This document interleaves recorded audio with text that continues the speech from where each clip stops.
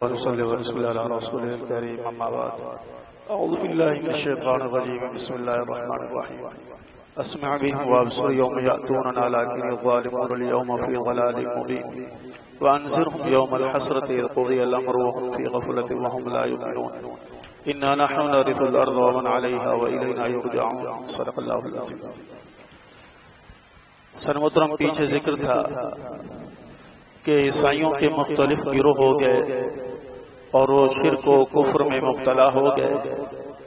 معاذ اللہ حضرت عیسیٰ علیہ السلام کو اللہ کریم کا شریک ٹھہرا دیا. اللہ فرما رہے ہیں اسمع وابصر کہ آج کے دن یہ خوب دیکھ بھی رہے ہیں اور سن بھی رہے ہیں. اس سے مراد قیامت کا دن ہے کہ دنیا کے اندر جب حق بات کی جاتی ہے، اللہ کی وحدانیت، الوہیت اور ربوبیت کی دعوت دی جاتی ہے تو لوگ سنی انسنی کر دیتے ہیں، دیکھی اندیکھی کر دیتے ہیں. اللہ فرماتے جب کل قیامت کا دن ہوگا تو یہ خوب دیکھنے والے بھی ہوں گے اور خوب سننے والے بھی ہوں گے. لیکن الظالمون اليوم فی ضلال مبین، دنیا کے اندر تو یہ کھلی گمراہی میں پڑے ہوتے ہیں. اس لیے اللہ نے کفر اور شرک کو سب سے بڑا ظلم کہا. والکافرون هم الظالمون، کافر بڑے ظالم ہیں. ان الشرک لظلم عظیم، شرک سب سے بڑا ظلم ہے، سب سے بڑا جرم ہے. پھر نبی علیہ السلام کو حکم ہے وَأَنذِرْهُمْ يَوْمَ الْحَسْرَةِ إِذْ قُضِيَ الْأَمْرُ وَهُمْ فِي غَفْلَةٍ وَهُمْ لَا يُؤْمِنُونَ. اے محبوب صلی اللہ علیہ وسلم، آپ انہیں حسرت کے دن سے ڈرائیے جب فیصلہ ہوگا. یہاں حسرت کے دن سے مراد قیامت کا دن ہے. قیامت کا دن بڑی حسرت کا دن ہے. مختلف مواقع پر مختلف طرح کی حسرتیں ہوں گی اور اس دن ہر شخص حسرت کرنے والا ہوگا. بدکار اپنی بدی پہ افسوس اور حسرت کرے گا، نیکوکار اپنی کم نیکی پر، تھوڑی نیکی اور بھلائی پر افسوس کرے گا کہ کاش میرا یہ لمحہ اللہ کے ذکر سے کیوں خالی گزرا. اگر یہ لمحہ بھی اللہ کی یاد میں گزار لیتا، اس کی اطاعت اور فرما برداری میں گزار لیتا تو آج جنت کے اندر میرا بھی اعلیٰ اور بڑھیا مکان ہوتا. تو وہ حسرت کا دن ہوگا.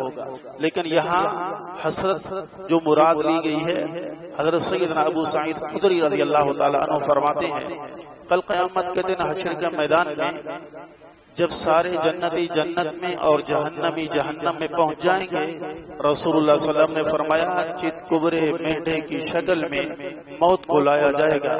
جنت اور جہنم کے درمیان اس موت کو ذبح کر دیا جائے گا. اس کے بعد ہمیشہ کی زندگی ہوگی اور منادی اعلان کرے گا یا اہل الجنت هو الخلود ابد الابدین و یا اہل النار هم الخلود ابد الابدین. اے جنتیو تمہیں مبارک ہو کہ اب تم ہمیشہ ہمیش کے لیے جنت میں رہو گے، اور اے جہنمیو تمہارے لیے بدبختی و بدنصیبی کہ اب تم ہمیشہ کے لیے جہنم میں رہو گے. اس کے بعد کی زندگی ہمیشہ کی زندگی ہے اور پھر جہنم میں جو چلے جائیں گے اس کے بعد وہ ہمیشہ جہنم میں رہیں گے. حافظ حجر بن اسقلانی رحمت اللہ علیہ فتح الباری میں فرماتے ہیں کہ یہ عقیدہ رکھنا بھی لازم ہے کہ وہاں جہنم کو فنا نہیں ہے. جب اس موت کو فنا ہو جائے گی، موت کو بھی موت آ جائے گی، اس کے بعد کی زندگی چاہے وہ جنت کی صورت میں ہو یا جہنم کی صورت میں ہو، اہل سنت والجماعت کے عقیدے متفقہ کے مطابق یہ پھر ہمیشہ کی زندگی ہوگی. وہ فرماتے ہیں کہ اگر کوئی یہ عقیدہ اور نظریہ رکھتا ہے کہ اس کے بعد جہنم بھی ختم ہو جائے گی تو وہ دائرہ اسلام سے باہر نکل جاتا ہے، کیونکہ اللہ کے رسول صلی اللہ علیہ وسلم نے فرمایا کہ اس کے بعد کی زندگی ہمیشہ کی زندگی ہوگی. اس لیے فرمایا انا نحن نرث الارض ومن علیہا والینا یرجعون.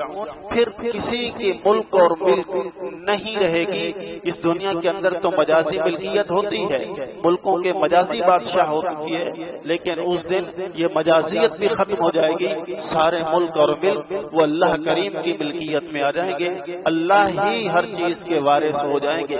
تو اس لیے میرے بھائیو، عقیدے اور نظریے کے مطابق ہمارا جب تک عقیدہ اور نظریہ صحیح نہیں ہوگا اس وقت تک کوئی بھی عمل اللہ کی بارگاہ میں قابل قبول نہیں. ہر زمانے کا شرک مختلف رہا ہے. آج ہمارے زمانے میں عصر حاضر کے اندر شرک کی کئی قبیح صورتیں پائی جاتی ہیں، اور بہت سارے ہمارے مسلمان اچھے خاصے پڑھے لکھے لوگ بھی اس طرف توجہ نہیں کرتے، بلکہ اس طرف خوب توجہ ہونی چاہیے کہ اگر ایمان اور عقیدہ صحیح ہے، اور شیطان کا سب سے بڑا وار اور کوشش یہ ہوتی ہے کہ وہ بندے کا ایمان خراب کرے، اس کا عقیدہ خراب کرے، پھر طرح طرح کے وہ توہمات اور وساوس کا شکار کر کے انسان کو اللہ کی توحید سے ہٹا کے شرک کی طرف لاتا ہے۔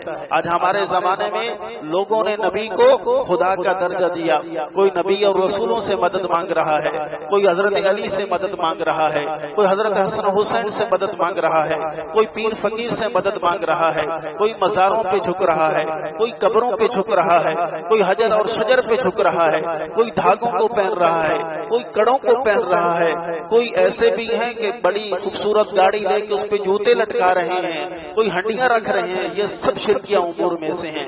شیطان کی ہر ممکن کوشش ہے کہ وہ مسلمان کا عقیدہ خراب کرے، اور یہاں تک کہ آج ہم نے جو اللہ کی طرف ہمیں رجوع کا حق ہے اور جو ہمیں قرآن حکم کرتا ہے، ہم نے اس کو پس پش ڈالا ہے۔ دکھ آتا ہے، تکلیف آتی ہے، مصیبت آتی ہے، پریشانی آتی ہے، بیماری آتی ہے، اللہ قرآن میں کہتا ہے استعینوا بالصبر والصلاۃ۔ ایمان والو، جب ایسی مصیبت، دکھ، پریشانی، تکلیف، رنج، غم، بیماری آ جائے تو پھر استعینوا، تم مدد حاصل کرو کس سے؟ بالصبر والصلاۃ، صبر کے ساتھ اور نماز کے ذریعے۔ مسلمان پر جب مصیبت آتی، تکلیف، پریشانی آتی ہے تو وہ پہلے اللہ کی طرف رجوع کرتا ہے، نماز پڑھتا ہے۔ اللہ کے نبی صلی اللہ علیہ وسلم پر ہلکی سی بھی کوئی پریشانی آتی اور فوراً مسجد کی طرف تشریف لے آتے۔ موسم خراب ہوتا، بادل آتے، امی عائشہ رضی اللہ تعالیٰ عنہ نے عرض کی یا رسول اللہ بادل آئے، ہم خوش ہونا چاہیے کہ بارش ہوگی۔ اللہ کے نبی نے فرمایا مجھے خوف ہے کہ کہیں انہی بادلوں سے اللہ ہم پر آگ کو نہ برسا دے، تو اللہ کے نبی مسجد میں تشریف لائے۔ ہم مسلمانوں نے کیا کیا؟ دکھ، تکلیف، مصیبت، پریشانی آتی ہے، بیماری آتی ہے تو سب سے پہلے ہم ڈاکٹروں کی طرف بھاگتے ہیں، اور پھر ادھر ادھر دھم پھونک کرواتے ہیں، جھاڑ پھونک کرواتے ہیں۔ ہسپتال والے جب ڈاکٹر جواب دے دیتے ہیں پھر ہم دعا کی طرف آتے ہیں، پھر ہم صدقے کی طرف آتے ہیں۔ تو اللہ کو ہم نے آخر میں رکھا اور اسباب کو پہلے رکھا۔ اسباب پہلے نہیں رکھے بلکہ مسبب الاسباب پہلے رکھے۔